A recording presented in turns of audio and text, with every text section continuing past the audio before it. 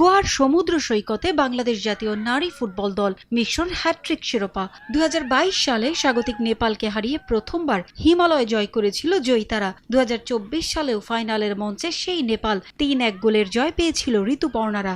নেপাল থেকে সাফের অষ্টম আসরের ভেন্যু এবার ভারতের গোয়ায়। ভেন্যুর মতো পরিবর্তন এসেছে দলেও। গত 2 আসরের সাফজয়ী ফুটবলার সাবিনা সানজিদারা নেই এবার। কোচ পিটার বাটলারের সঙ্গে বিরোধে জড়িয়ে 2024 সালের পর থেকেই দলের বাইরে আছেন তারা।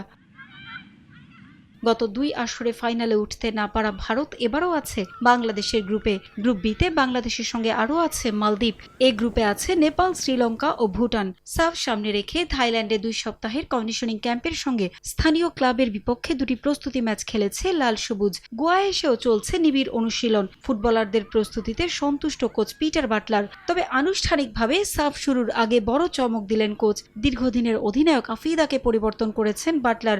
নারী দলের নেতৃত্ব পেয়েছেন অভিজ্ঞ মারিয়া মান্ডা। সাম্প্রতিক সময় মাঠে সেরা ছন্দে ছিলেন না আফিদা, তবুও তার উপরই আস্থা ছিল কোচের। তবে হঠাৎ করেই এলো পরিবর্তন। মারিয়ার নেতৃত্ব নিয়ে আত্মবিশ্বাসী কোচ পিটার বাটলার। তার অধিনায়কত্বে সাফল্য পাবে বাংলাদেশ, এমনটাই আশা তার। থাইল্যান্ডে আমাদের প্রস্তুতি খুব ভালো হয়েছে। দলে কোনো ইনজুরি সমস্যা নেই। ম্যাচ বাই ম্যাচ এগোতে চাই আমরা। আসরে ভারত ও বাংলাদেশের এশিয়ান কাপে খেলার অভিজ্ঞতা রয়েছে। এটা ওদের অনেক কাজে আসবে। আমাদের দলটা বেশ ভারসাম্যপূর্ণ।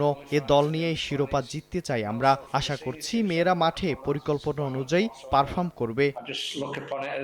নেতৃত্বের চাপ নিচ্ছেন না অধিনায়ক মারিয়া মান্ডা। মাঠে সেরাটা দিয়েই লক্ষ্য তার। এই বিগত দিনে আমরা খেলে আসছি, আমরা জানি সব টিমই অনেক ভালো। তো আসলে চাপ তো থাকবেই, কারণ এখন নতুন করে আবার শুরু হচ্ছে সাফ। তো আমরা চেষ্টা করব যে আমাদের সর্বোচ্চটা দিয়ে খেলা। বাংলাদেশ দলকে শক্ত প্রতিপক্ষ হিসেবে দেখছে ভারত। আসরে লাল সবুজের প্রথম ম্যাচ আগামী 28 মে মালদ্বীপের বিপক্ষে। 31 মে দ্বিতীয় ম্যাচে মারিয়াদের সামনে ভারত। 2 গ্রুপের চ্যাম্পিয়ন ও রানার্স আপ দল 3রা জুন সেমিফাইনাল ও 6 জুন খেলবে ফাইনালের মঞ্চে। পারভিন আক্তার, সময় সংবাদ।